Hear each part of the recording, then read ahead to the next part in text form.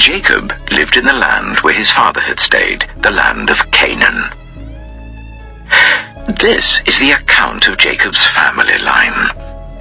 Joseph, a young man of 17, was tending the flocks with his brothers, the sons of Bilhah and the sons of Zilpah, his father's wives, and he brought their father a bad report about them. Now Israel loved Joseph more than any of his other sons, because he had been born to him in his old age, and he made an ornate robe for him. When his brothers saw that their father loved him more than any of them, they hated him and could not speak a kind word to him. Joseph had a dream, and when he told it to his brothers, they hated him all the more. He said to them, "Listen to this dream I had. We were binding sheaves of corn out in the field when suddenly my sheaf rose and stood upright, while your sheaves gathered round mine and bowed down to it." His brothers said to him, "Do you intend to reign over us? Will you actually rule us?" And they hated him all the more because of his dream and what he had said. Then he had another dream, and he told it to his brothers. "Listen," he said, "I had another dream, and this time the sun and moon and 11 stars were bowing down to me." When he told his father as well as his brothers, his father rebuked him and said, "What is this dream you had? Will your mother and I and your brothers actually come and bow down to the ground before you?" His brothers were jealous of him, but his father kept the matter in mind. Now his brothers had gone to graze their father's flocks near Shechem, and Israel said to Joseph, "As you know, your brothers are grazing the flocks near Shechem. Come, I'm going to send you to them." "Very well," he replied. So he said to him, "Go and see if all is well with your brothers and with the flocks, and bring word back to me." Then he sent him off from the valley of Hebron. When Joseph arrived at Shechem, a man found him wandering around in the fields and asked him, "What are you looking for?" He replied, "I'm looking for my brothers. Can you tell me where they are grazing their flocks?" "They've moved on from here," the man answered. "I heard them say, 'Let's go to Dothan.'" So Joseph went after his brothers and found them near Dothan. But they saw him in the distance, and before he reached them, they plotted to kill him.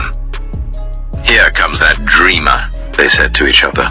"Come now, let's kill him and throw him into one of these cisterns and say that a ferocious animal devoured him. Then we'll see what comes of his dreams."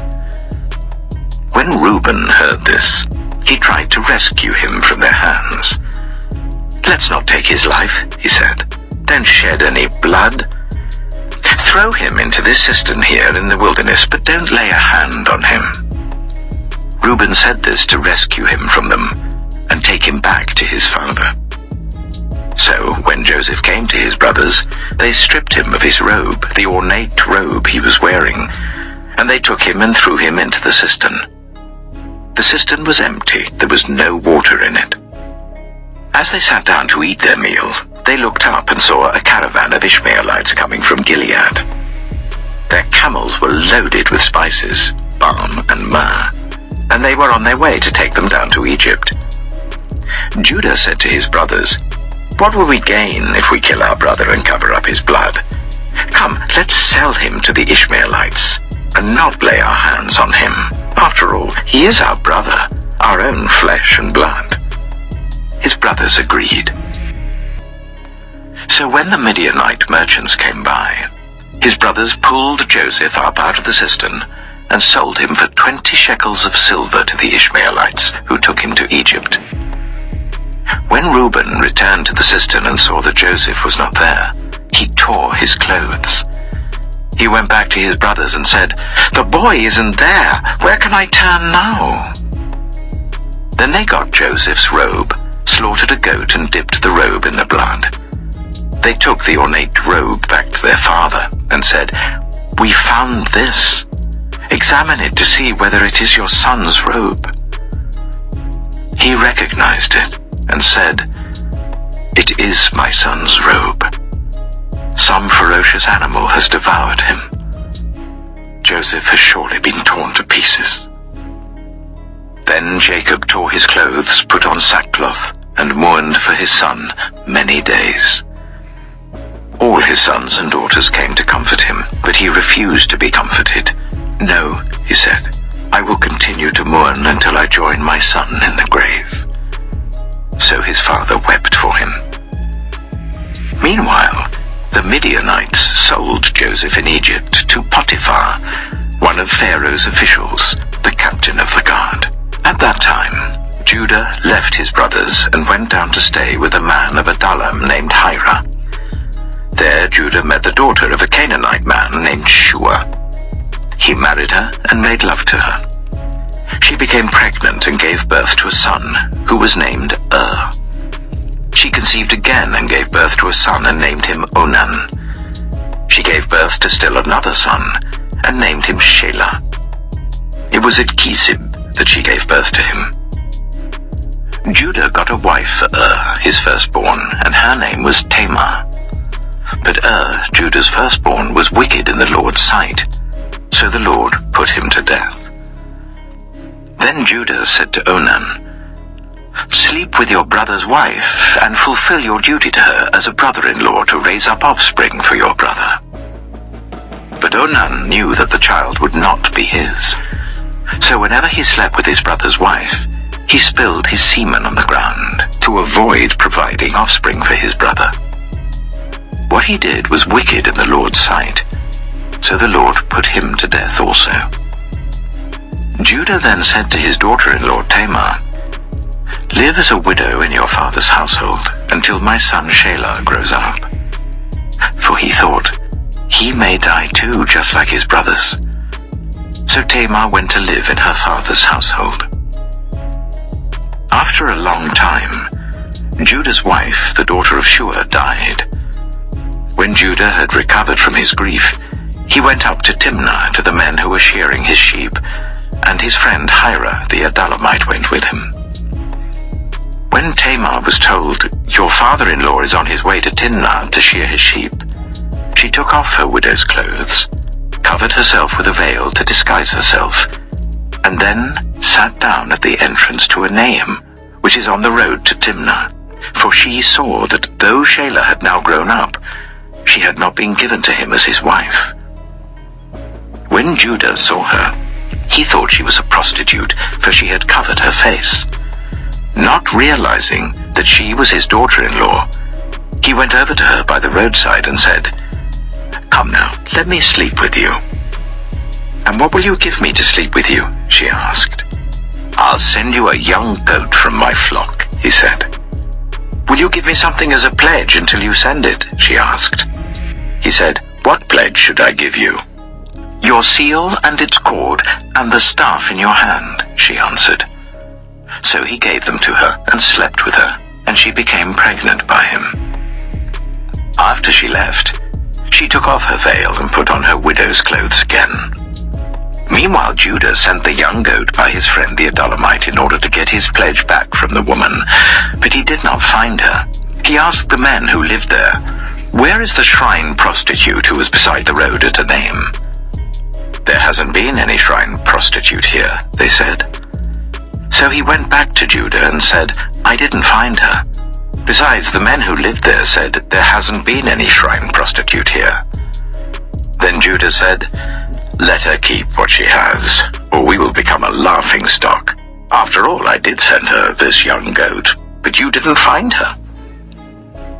About 3 months later, Judah was told, "Your daughter-in-law Tamar is guilty of prostitution, and as a result she is now pregnant."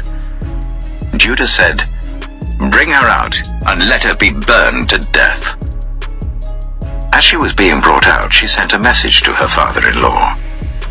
"I am pregnant by the man who owns these," she said.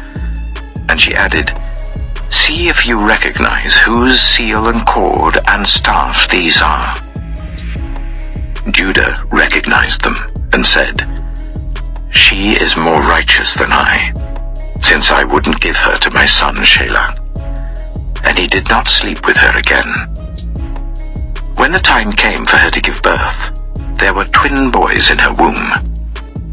As she was giving birth, one of them put out his hand, So the midwife took a scarlet thread and tied it on his wrist and said, "This one came out first." But when he drew back his hand, his brother came out, and she said, "So this is how you have broken out." And he was named Perez. Then his brother who had the scarlet thread on his wrist came out, and he was named Zerah. Now Joseph had been taken down to Egypt. Potiphar, an Egyptian who was one of Pharaoh's officials, the captain of the guard, bought him from the Ishmaelites who had taken him there. The Lord was with Joseph so that he prospered, and he lived in the house of his Egyptian master. When his master saw that the Lord was with him, and that the Lord gave him success in everything he did, Joseph found favor in his eyes and became his attendant. Potiphar put him in charge of his household, and he entrusted to his care everything he owned. From the time he put him in charge of his household and of all that he owned, the Lord blessed the household of the Egyptian because of Joseph. The blessing of the Lord was on everything Potiphar had, both in the house and in the field. So Potiphar left everything he had in Joseph's care. With Joseph in charge, he did not concern himself with anything except the food he ate. Now Joseph was well built and handsome. And after a while, his master's wife took notice of Joseph and said, "Come to bed with me." But he refused. "With me in charge," he told her, "my master does not concern himself with anything in the house. Everything he owns he has entrusted to my care. No one is greater in this house than I am. My master has withheld nothing from me except you, because you are his wife. How then could I do such a wicked thing and sin against God?"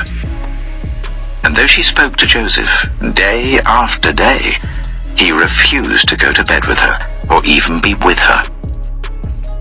One day, he went into the house to attend to his duties, and none of the household servants was inside. She caught him by his cloak and said, "Come to bed with me." But he left his cloak in her hand and ran out of the house.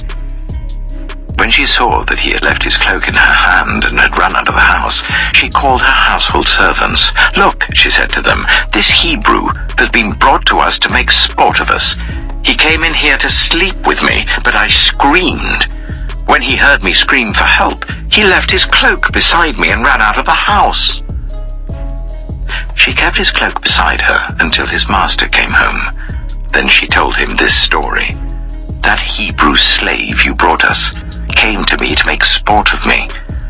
But as soon as I screamed for help, he left his cloak beside me and ran out of the house." When his master heard the story his wife told him, saying, "This is how your slave treated me," he burned with anger. Joseph's master took him and put him in prison, the place where the king's prisoners were confined. But while Joseph was there in the prison, the Lord was with him. He showed him kindness and granted him favor in the eyes of the prison warden. So the warden put Joseph in charge of all those held in the prison, and he was made responsible for all that was done there.